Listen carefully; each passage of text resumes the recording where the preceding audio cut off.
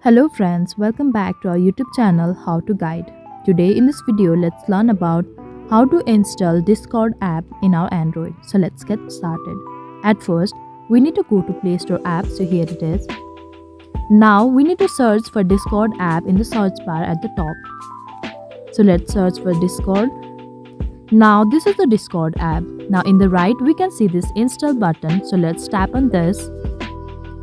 So the installation process is started. It can take few minutes to be installed completely. So it's finally done. Here we can see this open button in the right. You can simply tap on this button to start the Discord app. Or we can find it in homepage as well. So here is the Discord app.